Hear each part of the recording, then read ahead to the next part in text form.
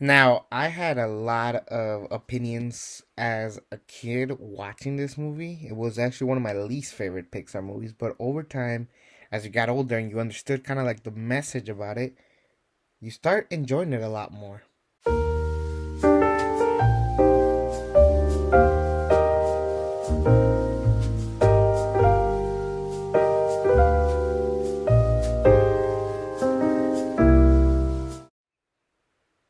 So, based on the intro, you assume that this was my favorite Pixar movie. I have already said it was Finding Nemo. But Up is up there, pun intended. But yeah, Up is such a beautiful movie, and it was just so incredible. As a kid, I liked it, but it wasn't my favorite Pixar movie. But now it's up there as one of my top five, maybe. And part of it has to do with the fact that it just kind of shows you, like it's good. People get older, life happens, and it doesn't go your way, but then you just appreciate the little things. And I thought they did a really fantastic job, and it got really creative as the movie went along, and it's why it's such an iconic movie. I was always questioning why this movie got nominated for Best Picture. It won for Best Animated Movie, but it actually was going up there with the Best Picture, which at the time was groundbreaking. The only other movie to do that up to that point was Beauty and the Beast. But Up just brought some spark into it, and it made sense because it this almost was not a movie for kids. Like, I mean, obviously it's a kids movie, but I think the main target was the adults who were taking their kids to see this movie, and it was beautiful, and I loved every second of this. And that's coming from a guy who did not like it at first that much. And before I tell you guys why didn't I like it, let's just talk about the movie and how it started. Because a lot of people say that the first 10 minutes of this movie is already phenomenal enough. Like that alone, you could just watch the first 10 minutes of the movie and then skip the rest of the movie. And I used to be one of those people. Um, but yeah, that short beginning with like showing this boy and this girl who are adventurers, they want to travel. They talk about all the stuff that they're gonna do when they grow up. Well, at least the girl does. The boy is basically silent and it ends up being this old man.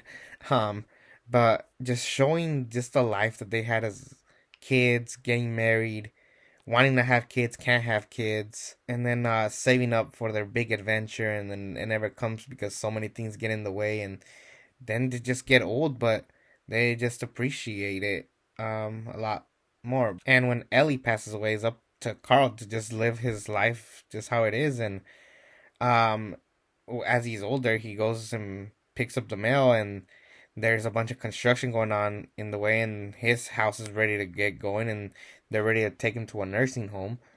And he's just had it, and then he's like, you know what? No, I promised Ellie that we were gonna be up on this rock, and it was like that was their dream for a long time to be up there. And so then he during the flashbacks they show that he used to be selling balloons at zoos and parks and stuff.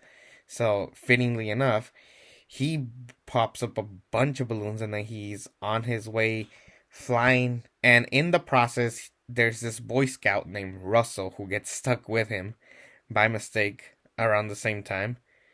And basically they're on their way to put the house where Carl wanted it to with Ellie. Now, here's the stuff that I did not like initially with the movie.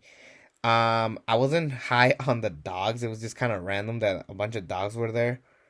But naturally, you're just like, okay, there's like a human character that obviously made these dogs talk. There's no way that they just figured it out on their own. But the villain of the story, who is Charles Muntz, who is a guy that Ellie and Carl idolized. It was kind of odd that he was this older guy who's roughly the same age as Carl, yet Carl idolized him as a child. Like, it would have made sense if he was dead. If it was like a relative of that person, it would have made more sense that way. Like his son or something like that. Like, oh, I'm here to finish what my father started, something like that. That was really the only nitpicky thing that it just bothered me for so many years, and I think it's bothered a lot of people as well. Um, but just seeing how stubborn Carl is because he just never felt satisfied because he never got to do that one thing with his wife, and that is travel to the wilderness. Russell is trying to basically show him, to appreciate life because his life is actually worse.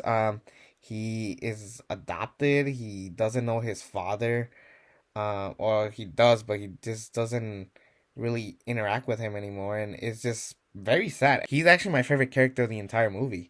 He's just this sweet, innocent boy that just wants, you know, to feel, wanted. Maybe this time his dad will come visit him. Like, you know what? He just wants that approval from an older man, um, in his life, and he's trying to get it from Carl. And you know, the one of my favorite scenes is just them building the tent. It is really well done, well put together, that story. Um, there's this peacock um throughout the movie, and which is basically who what Charles is hunting, but in the process he almost does anything vile and vulgar to end them. And then Russell's like, "Listen, he's our friend. We need to save him," which ends up being a her. Um, but Carl's like, "I don't care. I don't care about saving this bird. Just let it go." And Russell's just angry, like this interaction with these two angry fighting. But eventually, Carl finally gets his house where he and Ellie promised. But the most satisfying scene, he just looks at the book and it says things I'm going to do. And for years on end, he assumed that those pages were blank, but he turns the pages and then he sees his entire life with Ellie, and then um at the end it just says thank you for the memories, Carl. Like that was beautiful. So then now he's like he feels complete, like he feels like he has done what he has promised. So now he's on his way to help Russell. And then this is where stuff just gets creative. And you know what? Sometimes you just need to be silly with a bunch of dogs and planes. You know, Russell taking balloons and using a um, leaf blower to save the bird. It was just I just love this movie. It's just so fun, and it's just a really cool thing. And then eventually they save the bird, and then they end up going back home. Um, and then that scene where Russell's just standing there, waiting to get his badge, which was a badge to take care of the elderly. Carl comes in and he's like, "No, you're not getting this badge. I'm giving you the Ellie badge, which is a badge that Carl earned as a kid," and it was like such a beautiful moment, and it made me cry. The music, the score always helps. Like sometimes when no dialogue is carried by music, it's just beautiful. That score is beautiful. Do do do do do do do. So they just do a fantastic job showing you that. And then I love the end where it's just Carl and Russell pointing out a red car and a blue car, like him and his dad used to. And then you see the house. Um, it was just too perfect of a movie. The only nitpicky thing is just the villain. I think making it somebody's idol made no sense in this particular movie because they're the same age, but you know, they do a better job at doing that with Coco. When we get to Coco, I'll explain how they did that way much better here of making an idol the villain. Um, but yeah, Up is just such a breathtaking movie, and I just love it, and it's just super incredible that I just didn't know how much I appreciate it until I got older. It's an A plus. I mean, it's just a fantastic movie. The emotions are there, the humor is there. It's so perfect. Squirrel. I forgot to talk about Doug. He is just such a charmer, and I love the shorts that Doug and Carl have on Disney Plus that you can watch right now. They're silly. They're you could honestly say they're pointless, but they're fine.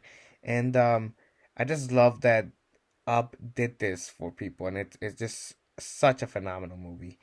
But that's my thoughts on Up, and then we're gonna move on to Toy Story 3, the finale of the Toy Story franchise, at least the good parts of it.